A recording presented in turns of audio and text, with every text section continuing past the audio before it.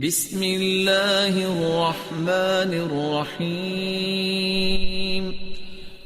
اور ابن باز رحمۃ اللہ علیہ اس لیے اپنے شاگردوں سے کہا کرتے تھے برکت الوقت فی تنظیم، اگر وقت کی برکت لینی ہے تو اس کو منظم کرو۔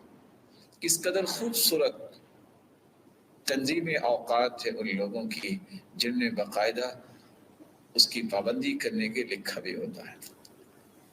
اس مبارک مہینے میں کم از کم جو 50 نمازیں فرض ہوئیں، اللہ تعالیٰ نے احسان فرمایا 5 رہ گئی، پڑھتے ہم 5 ہیں، ثواب 50 کا ملتا ہے۔ کم از کم اس مبارک مہینے میں 50 رکھتے تو ہمیں پڑھنی چاہیے۔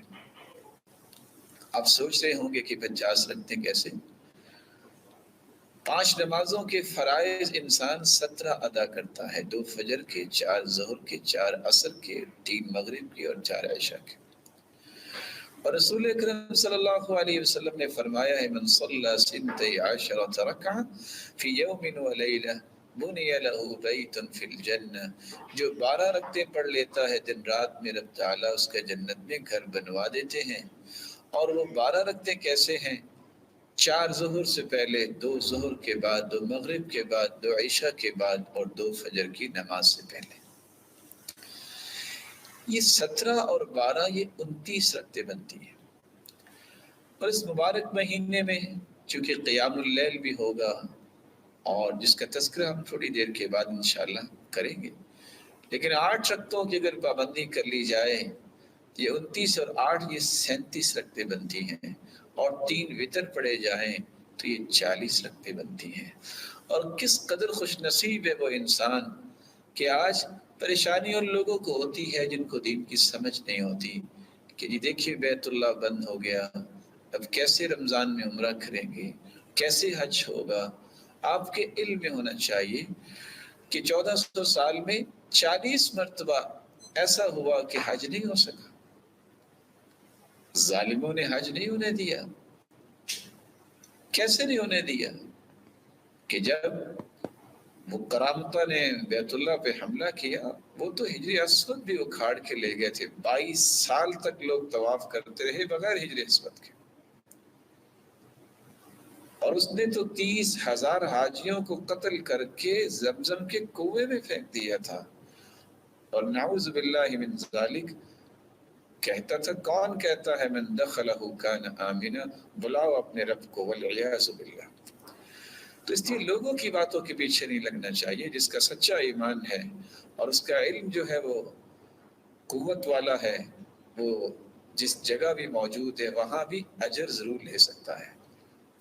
رسول اللہ صلی اللہ علیہ وسلم نے فرمایا من صلی الفجر فی جماعہ ثم قعد یذکر اللہ عز وجل حتی تطلع الشمس ثم صلی رکعتین كانت له كأجر حجة وعمرة تامة تامة تامة۔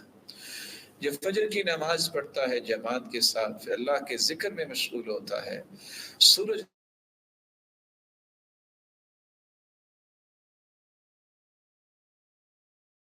نکل آتا ہے، اٹھ کے 2 رکعتیں پڑھتا ہے، اسے حج عمرے کا ثواب۔ چاہو انسان سحری کے وقت اٹھے، اللہ سے دعا کرے، کثرت سے استغفار کرے، اور اذان کے قریب سحری ضرور کھائے، کیونکہ سحری کھانے میں بھی برکت ہے۔ ان فی السحور البرکہ، اللہ نے اس میں برکت رکھی ہے، اس کو مبارک کھانا کہا ہے۔ پھر اس کے بعد گھر میں ہی سنتیں ادا کرے۔ رکعتا الفجر خیر من الدنیا وما فیہا، کہ میں نے گھر میں 2 رکعتیں پڑھنی ہے، یہ عزم کرے۔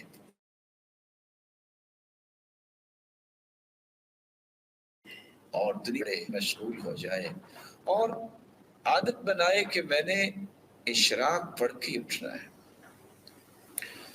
ہاں اگر کوئی جگہ بدلنا چاہتا ہے تو ابن حجر اسقلانی لکھتے ہیں صحیح بخاری کی شرح میں، اللہ کی رحمت وسیع ہے، وہ ذکر میں مشغول رہے تو اجر سے وہ محروم نہیں ہوگا۔ اس کے بعد رسول اکرم صلی اللہ علیہ وسلم نے ایک اور عمل بتایا ہے کہ اگر انسان چاش کے وقت 2 رکعتیں پڑھ لیتا ہے تو 360 جوڑوں کا صدقہ ادا ہو جاتا ہے۔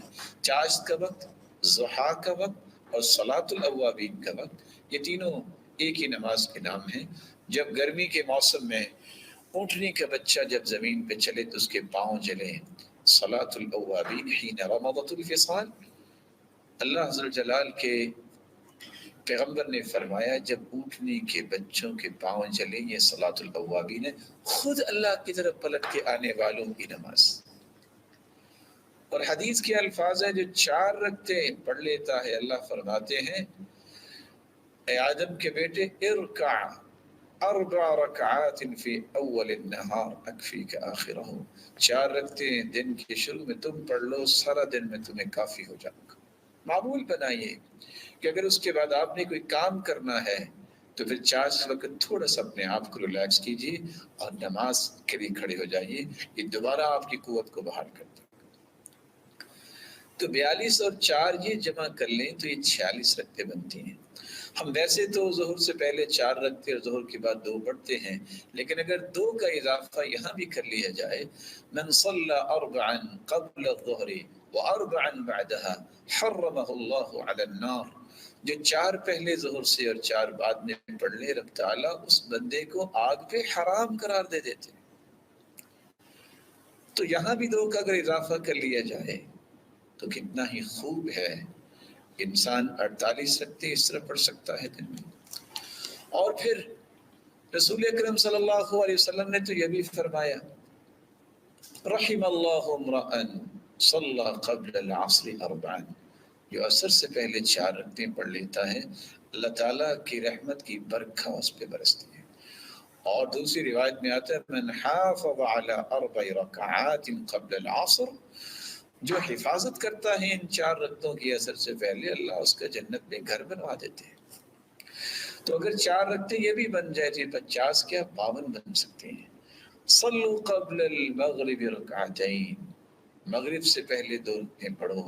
اس حدیث پہ بھی عمل کرنے کی کوشش کرنی چاہیے، اور اگر 2 رکعتیں مغرب سے پہلے پڑھ لی جائیں تو یہ 54 بن جائیں گے. رسول اکرم صلی اللہ علیہ وآلہ وسلم نے فرمایا تھا بین کل اذانین صلاۃ. اذان اور اسی طرح اقامت کے درمیان بھی نماز ہوتی ہے. انسان کو نماز پڑھنی چاہیے. 2 رکعتیں کھڑے ہو کے پڑھ لے، پھر دعا کر لے اور قرآن کی تلاوت کر لے تو کس قدر یہ خوبصورت عمل ہے. اور آپ صلی اللہ علیہ وآلہ وسلم نے فرمایا تھا جو 4 رکعتیں عشاء کی نماز کے بعد اکٹھی پڑھ لے تو یہ تو ایسا ہے جیسے اس نے لیلۃ القدر میں 4 رکعتیں پڑھی ہیں. اللہ تعالیٰ ہمیں ان عبادات کو اختیار کرنے کی توفیق عطا فرمائے. چوتھا کام جو رمضان المبارک میں ہمیں کرنا ہے جو بہت ہی مہم ہے، بہت ہی ضروری ہے، جس سے ہماری ساری باتیں محفوظ ہو جائیں گی، ہم اپنی زبان کی حفاظت کریں. اس لیے تو سلف صالحین کا یہ طریقہ تھا كان السلف اذا صاموا جلسوا في المسجد واقبلوا على تلاوة القرآن وقالوا نحفظ صومنا ولا نغتاب احد. سلف صالحین جب روزہ رکھتے تو مسجدوں میں آ جاتے اور قرآن کھول کے بیٹھ جاتے اور کہتے ہم اپنے روزے کی حفاظت کرنا چاہتے ہیں اور غیبت سے بچنا چاہتے ہیں، ہم کسی کی غیبت نہیں کریں گے. اور حدیث نے کتنی خوبصورت بات کہی ہے من لم يدع قول الزور والجهل والعمل به فلا حاجة لله في ان يدع طعامه وشرابه. جو جھوٹ بولنا نہیں چھوڑ رہا، جو جہالت کی گفتگو نہیں چھوڑ رہا، جو برے اعمال نہیں چھوڑ رہا، اللہ تعالیٰ کو ایسے شخص کی ضرورت نہیں ہے کہ وہ کھانا پینا چھوڑ دے. وہ اپنے آپ کو محروم ہی کر رہا ہے، اس کو کیا فائدہ ہوگا. اس لیے سلف صالحین کہا کرتے تھے ادرکنا السلف وهم لا يرون العبادة في الصوم ولا في الصلاة ولكن في الكف عن اعراض الناس. سلف صالحین صرف روزے اور نماز کو ہی عبادت نہیں کہتے تھے اصل عبادت گزار تو وہ ہے جو لوگوں کی عزتوں کو پامال کرنے سے روکے، ان کی عزتوں کے بارے میں بات نہیں کرتا، زبان کو روک لیتا ہے. رب العالیہ اس لیے کہا کرتے تھے الصائم فی عبادہ وان کان راقدا علی فراش ما لم یغتب. روزے دار اگر اپنی چارپائی پہ لیٹا ہوا ہے شرط یہ کہ وہ غیبت نہ کرے، وہ بھی عبادت لکھی جائے گی. اور مالک بن دینار نے تو ایک ایسا فیصلہ دیا ہے جو آج ہم سب کو سمجھنا چاہیے. اذا رأيت قساوة في قلبك ووهنا في بدنك وحرمانا في رزقك فاعلم انك تكلمت فيما لا يعنيك. اگر تمہیں تمہاری زندگی میں یہ بات نظر آئے کہ دل میں سختی آ گئی ہے، لوگوں کا احترام ختم ہو گیا ہے، لوگوں کے لیے نرمی اور خیرخواہی اور محبت ختم ہو گئی ہے، ووهنا في بدنك، اور لاغری جسم میں آ گئی ہے، کوئی کام نہیں ہو رہا، کسی کام کو جی نہیں چاہ رہا، وحرمانا فی رزقک، اور رزق میں کمی آ رہی ہے، فعلم، تو جان لو، انک تکلمت فیما لا یعنیک، تو نے کچھ ایسی باتیں کی ہوں گی جن باتوں میں تیرا کوئی مقصد نہیں تھا. لا یعنی گفتگو میں اپنی زبان کو چلانے سے یہ 3 مصیبتوں کا سامنا کرنا پڑے گا. دل بھی سخت ہوتا ہے اور جسم میں بھی لاغری آتی ہے اور رزق میں بھی کمی ہو جائے گی. اس لیے اللہ تعالیٰ سے دعا ہے کہ اللہ ذو الجلال ہماری زبانوں کو اس قدر خوبصورت بنا دے. من لانت کلمته وجبت محبته. سیدنا علی رضی اللہ تعالیٰ عنہ فرمایا کرتے تھے جس کی زبان میں نرمی آ جاتی ہے اللہ ساری دنیا کے دلوں میں اس کی محبت پیدا فرما دیتے ہیں، اس کی محبت واجب ہو جاتی ہے.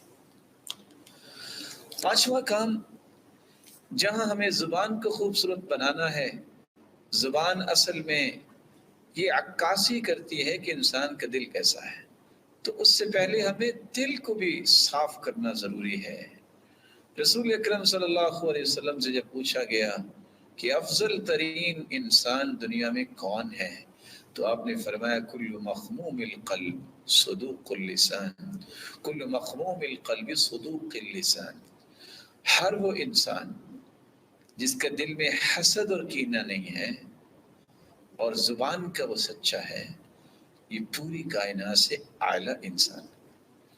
صحابہ نے پھر سوال کیا صدوق اللسان نعرف فما مخموم القلب. زبان کی سچائی تو سمجھ میں آ گئی، لیکن یہ مخموم القلب کیا ہے؟ تو آپ صلی اللہ علیہ وسلم نے فرمایا هو التقی، ایسے متقی انسان کو کہتے ہیں، النقی، جس کا دل صاف ہوتا ہے، الذی لا اسم فیہ ولا بغی ولا غل ولا حسد، ایسا دل جس میں حسد اور کینہ نہ ہو اور گناہ نہ ہو اور سرکشی اور کسی کے بارے میں کوئی گرہ نہ ہو. اللہ ذو الجلال ہمیں ایسا دل نصیب فرمائے. اور یہی وہ دل ہے جس کو قلب سلیم کہتے ہیں. یوم لا ينفع مال ولا بنون الا من اتى الله بقلب سلیم. یہی وہ دل تھا جو سعد رضی اللہ تعالی عنہ کو 3 انعام دلوا گیا. اللہ کے پیارے پیغمبر نے زمین پہ چلتے انسان سعد رضی اللہ تعالیٰ عنہ کو جنت کی بشارت دے دی. نہ اس کو موت آئی، نہ وہ قبر میں گئے، نہ حشر میں ان کا حساب ہوا. اللہ نے دنیا میں ہی اپنے پیغمبر کے ذریعے اس مبارک انسان کو جنت کی بشارت دلوا دی. اور پھر جب بھی کوئی فوت ہوتا ہے تو ایک دوسرے کو لوگ خبر دیتے ہیں. ان کی روح کو قبض کیا گیا تو اللہ نے جبریل کو بھیج کے اپنے پیغمبر کو خبر دی. اور پھر جب اس کی روح کو لے کے فرشتے گئے، اہتز عرش الرحمن لموت سعد بن معاذ، اللہ کا عرش خوشی سے جھوم اٹھا.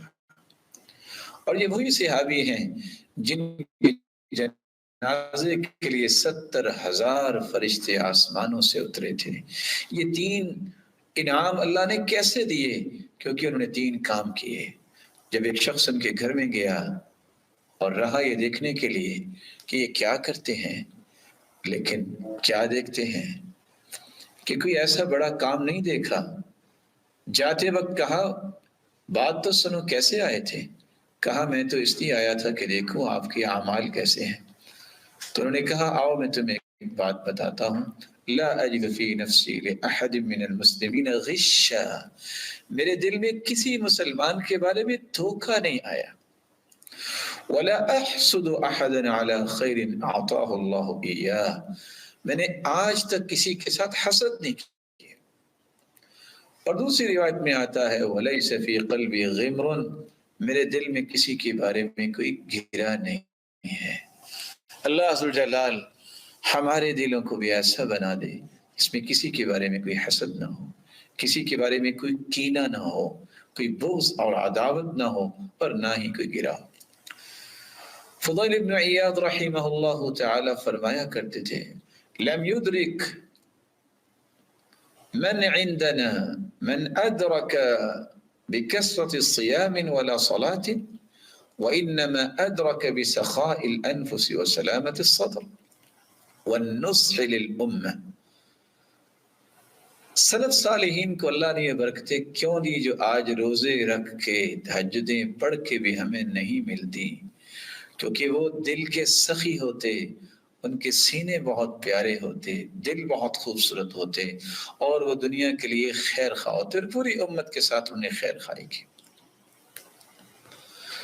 سفیان بن دینار کہتے ہیں میں نے ابھی بشر سے ایک دن سوال کیا، اچھا یہ تو بتاؤ پہلے لوگ عمل تو تھوڑا کرتے تھے لیکن ان کو اجر بہت ملتا، وجہ کیا ہے؟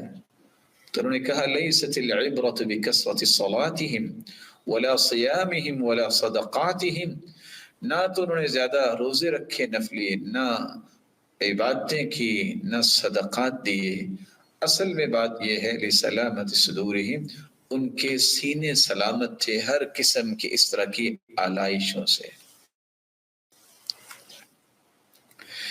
اس مبارک مہینے میں چھٹا کام جو کرنا ہے وہ قرآن مجید کی تلاوت ہے۔ یہ شہر القرآن ہے، یہ شہر القرآن ہے، یہ قرآن کا مہینہ ہے، اسے قرآن کا مہینہ ہی بنانا چاہیے۔ کس طرح صحابی نے سوال کیا تھا میں قرآن کتنی دیر میں ختم کروں؟ آپ نے فرمایا 40 دنوں میں، پھر 30 دن میں، پھر 25 میں، پھر 20 میں، پھر 15 میں، پھر 10 دن میں، پھر 7 دن میں۔ پھر آپ نے فرمایا اگر تمہاری طاقت ہے تو تم 3 دن میں بھی ختم کر سکتے ہو۔ اقرأ القرآن فی 3 ان استطعت، صحیح الجامع کی روایت ہے 1155، اگر تمہاری ہمت ہے تو 3 دن میں بھی قرآن تم ختم کر سکتے ہو۔ عمر بن قیس کا طریقہ یہ تھا رحمہ اللہ، اذا دخل شعبان، شعبان جب داخل ہوتا اغلق تجارت، وہ اپنی تجارت کو کلوز کر دیتے، وتفرغ لقراءة القرآن، اور قرآن مجید کی تلاوت کے لیے اپنے آپ کو فارغ کر لیتے، اور ساتھ کہا کرتے تھے طوبى لمن اصلح نفسه قبل رمضان، خوش نصیب ہے وہ شخص جو رمضان المبارک سے پہلے پہلے قرآن سے اپنے نفس کی تہذیب کر لیتا ہے، اس کو خوبصورت بنا لیتا ہے۔ اور امام زہری رحمۃ اللہ علیہ کا طریقہ یہ تھا اذا دخل رمضان، جب رمضان شروع ہوتا قال فإنما هو تلاوة القرآن وإطعام الطعام، اس مہینے میں 2 کام ہی ہوں گے، ایک قرآن پڑھنا ہے اور ایک لوگوں کو زیادہ سے زیادہ کھانا کھلانا ہے۔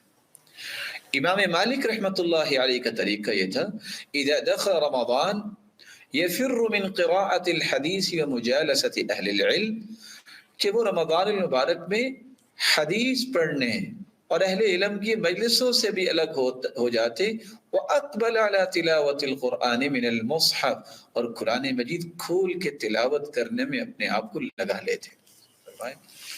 7واں کام، جس طرح یہ شہر القرآن ہے یہ شہر القیام بھی ہے، رمضان کا قیام سنت کے مطابق کیا جائے۔ من قام رمضان ایمانا واحتسابا غفر له ما تقدم من ذنبه، جو اللہ کی رضا کے لیے، اس کو راضی کرنے کے لیے، اجر و ثواب کے لیے قیام کرتا ہے، اس کی زندگی کے سارے گناہوں کو اللہ معاف کر دیتے۔ 10 آیتیں بھی اللہ کے سامنے کھڑے ہو کے پڑھ لے، لم یکتب من الغافلین، اللہ غافل سے اس کا نام کاٹ دیتے۔ ما كان رسول الله صلی اللہ علیہ وسلم یزید فی رمضان ولا فی غیر علی 11 رکعہ، صحیح بخاری اور صحیح مسلم کی روایت ہے، صحیح بخاری میں 1147 اور صحیح مسلم میں 4969، یہ حدیث صحیح مسلم میں 749 حدیث کا نمبر ہے کہ آپ صلی اللہ علیہ وسلم رمضان اور غیر رمضان میں 11 رکعتوں سے زیادہ نہیں پڑھتے تھے۔ اور صحیح الجامع کی روایت کے یہ الفاظ بھی ہیں کان یصلی من اللیل 13 رکعہ، اللہ کے رسول 13 رکعتیں پڑھتے تھے جن میں وتر بھی ہوتا اور فجر کی 2 رکعتیں بھی ہوتی۔ تو قیام اللیل، تراویح کو اور تہجد کو یہ عادت بنانی چاہیے۔ اور آپ صلی اللہ علیہ وآلہ وسلم جو رکھتے دو طریقوں سے پڑھتے تھے۔ ایک طریقہ تو سیدہ عائشہ نے بیان کیا ہے، صحیح بخاری میں 1157 اور صحیح مسلم میں 738۔ رسول اللہ صلی اللہ علیہ وآلہ وسلم کے متعلق فرماتی ہیں، یصلی 4 رکعات، 4 رکعتیں اکٹھی پڑھتے، فلا تسأل عن حسنہن وطولہن، اس قدر خوبصورت اور لمبی ہوتی کہ مت پوچھے۔ ثم یصلی 4، پھر 4 رکعتیں اکٹھی پڑھتے، فلا تسأل عن حسنہن وطولہن، مت پوچھے کتنی وہ خوبصورت اور لمبی ہوتی۔ ثم یصلی 3، پھر وہ 3 رکعتیں اس کے بعد پڑھتے۔ اور دوسرا طریقہ رسول اللہ صلی اللہ علیہ وآلہ وسلم کا یہ بھی تھا، كان رسول الله صلى الله عليه وسلم يصلي فيما بين أن يفرغ من صلاة العشاء إلى أن ينصدع الفجر 11 ركعة، يسلم من كل 2 ويوتر بواحدة۔ عشاء کی نماز کے بعد 11 رکعتیں پڑھتے، ہر 2 کے بعد سلام پھیرتے اور 1 وتر آخر میں الگ پڑھتے۔ اور یہ سنن ابی داؤد کی روایت ہے۔ رسول اللہ صلی اللہ علیہ وسلم نے امت کے لیے کتنی آسانیاں کی۔ آپ تہجد کے وقت بھی یہ پڑھ سکتے ہیں، رات کے درمیان میں بھی پڑھ سکتے ہیں، رات کے شروع میں بھی پڑھ سکتے ہیں۔ جو عشاء کی نماز اور فجر کی نماز با جماعت پڑھتا ہے، اللہ اس کو بھی رات کے قیام کا ثواب دے دیتے ہیں، اور جو عشاء کی نماز با جماعت پڑھتا ہے اسے آدھی رات کے قیام کا ثواب مل جاتا ہے۔ جو نیت کر کے سو جاتا ہے، نہیں اٹھ سکا تہجد کے لیے، تہجد اس کی بھی اس کے نام اعمال میں لکھی جاتی ہے۔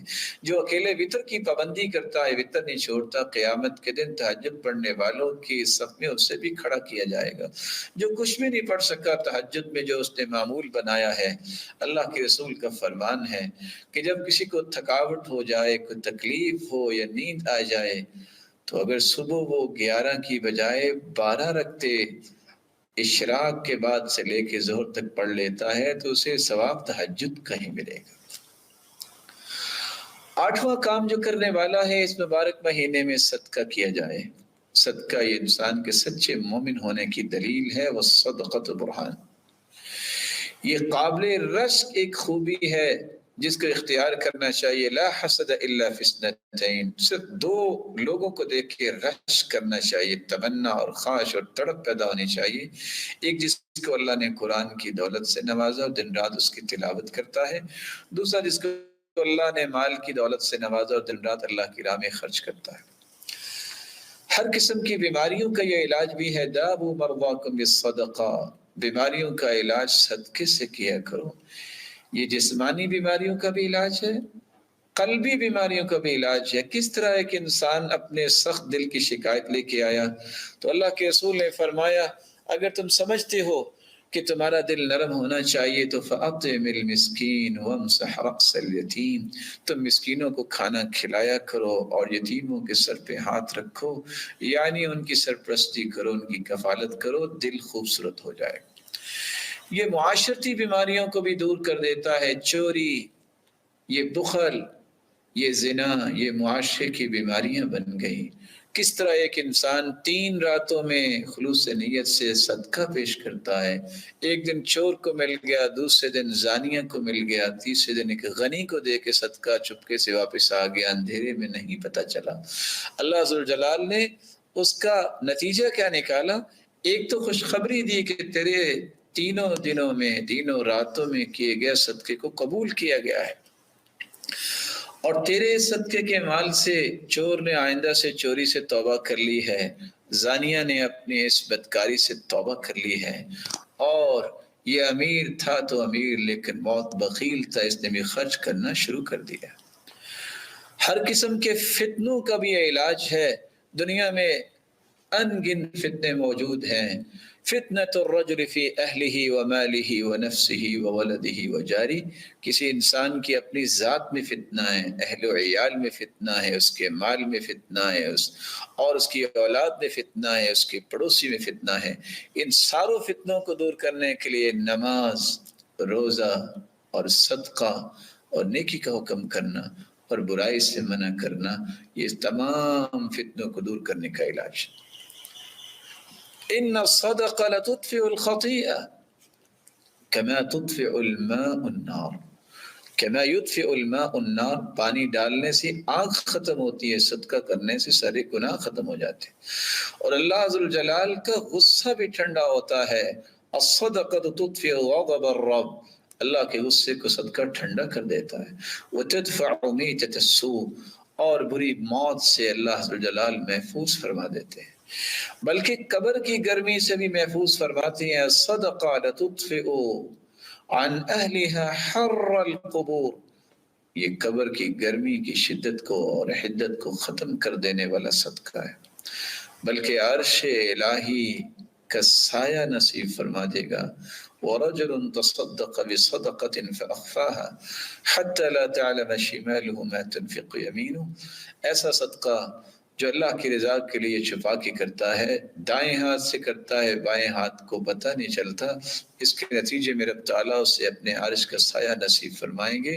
اتقوا النار ولو بشق تمرہ، کھجور کا ایک ٹکڑا دے کے بھی جہنم سے بچنا چاہتے ہو بچو، پتہ یہ چلا کہ معمولی سے صدقے سے بھی انسان جہنم سے بچ سکتا ہے۔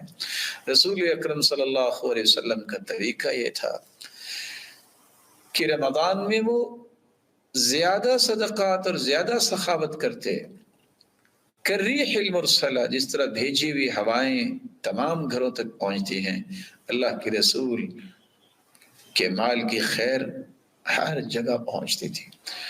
ومن تصدق بعدل تمرہ، جو کھجور کے برابر صدقہ کرتا ہے، اللہ قیامت کے دن اسے پہاڑ بنا کے نام اعمال میں شامل کر دے گا۔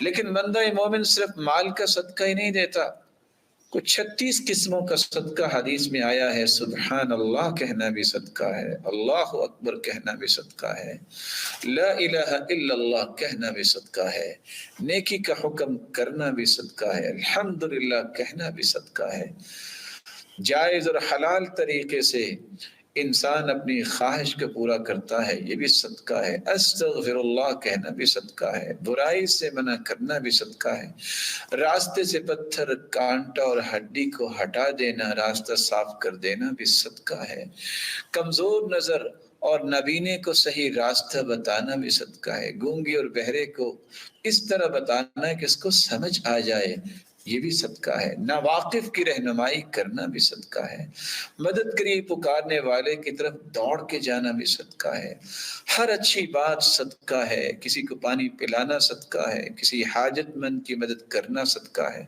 راستے سے تکلیف دہ ہر چیز کو ہٹانا صدقہ ہے، ثواب کی نیت سے اپنی اولاد، اپنے گھر والوں، اپنے خادم پر خرچ کرنا صدقہ ہے، رشتہ داروں اور اقربا پر خرچ کرنا صدقہ ہے، کسی کو مسکرا کے ملنا صدقہ ہے، اپنے ڈول سے کسی بھائی کو پانی دینا صدقہ ہے، اور 3 دن سے زیادہ مہمان نوازی کرنا صدقہ ہے۔ کچھ نہیں ہو سکتا تو اپنے آپ کو محفوظ کر لے، کسی کو نقصان نہ دینا، یہ بھی صدقہ ہے، 2 لوگوں کے درمیان سلوک کروانا صدقہ ہے، کسی کو اپنی سواری کے ساتھ بٹھا لینا، یہ بھی صدقہ ہے، نماز کے لیے پیدل چل کے جانا، ہر قدم صدقہ بن جاتا ہے، اسی طرح روزہ اور حج یہ بھی صدقہ ہے، کسی کو قرض دینا صدقہ ہے، اور کسی مقروض اور تنگ دست کی مدد کرنا صدقہ ہے، تہجد کی نیت سے سونا، نیت کر کے سونا، یہ بھی صدقہ ہے۔ اللہ عز و جلال کے پیغمبر کے صحابی کہتے ہیں، اللہ کے رسول میں بھی صدقہ کرنا چاہتا ہوں، مجھے کوئی گالی دے، مجھے کوئی طعنہ دے، میں اپنی عزت کا صدقہ کرتا ہوں، میں ناراض نہیں ہوں گا، یہ بھی کتنا خوبصورت صدقہ ہے۔ تو ان تمام قسم کے صدقات کو اس مبارک مہینے میں خرچ کیجئے، استعمال کیجئے، اختیار کیجئے۔ 9واں عمل جو اس مبارک مہینے میں ہمیں کرنا چاہیے، خیر خواہی اور ہمدردی کو اپنا شعار بنانا چاہیے۔ رسول اکرم صلی اللہ علیہ وآلہ وسلم سے سوال کیا گیا کہ سب سے بہترین لوگ کون ہیں اور اللہ کے محبوب کون ہیں، تو آپ نے فرمایا احب الناس الی اللہ انفعهم للناس، جو زیادہ لوگوں کے لیے نفع مند ہوتے ہیں وہ اللہ کے زیادہ محبوب ہوتے ہیں۔ پھر پوچھا گیا کہ سب سے محبوب عمل کون سا ہے، تو آپ نے فرمایا سرور تدخلہ علی مسلم، کسی کے دل میں خوشی پیدا کر دینا، او تکشف عنہ کربہ، اس سے کوئی مصیبت دور کر دینا، او تقضی عنہ دینا، اگر وہ مقروض ہے تو اس کے قرض کو ادا کر دینا، او تطرد عنہ جوعا، کسی کی بھوک دور کر دینا، اسے کھانا کھلانا، اور کسی کے ساتھ جا کے اس کا جائز کام کروا دینا، اس کا اتنا اجر ہے کہ مسجد نبوی میں 1 مہینہ اعتکاف سے بھی زیادہ محبوب عمل۔ اللہ عز و جلال سے دعا ہے، اللہ عز و جلال ہمیں ایمان کی حالت میں رمضان کا مبارک مہینہ نصیب فرمائے، اور پھر اس مبارک مہینے کی لذتوں اور راحتوں اور برکتوں کو سمیٹنے کی توفیق بھی عطا فرمائے، اور ہمیں ان لوگوں کے سب میں شامل فرمائے جو رمضان مبارک کو اس کیفیت میں گزاریں جن سے اللہ راضی ہو کے انہیں جنت کی نوید سنا دے۔ اور اللہ عز و جلال سے دعا یہ ہے کہ الہ العالمین امت پہ آئی ہوئی مصیبت کو دور فرما دے، اور ہر قسم کی وبا اور بلا سے ہر ایک کو محفوظ فرما دے۔ مولا کریم، جن لوگوں نے قرآن مجید کو مکمل کیا ہے، کتنے خوبصورت وہ لمحات ہیں کہ جب انسان کسی مقصد کی تکمیل کر رہا ہوتا ہے۔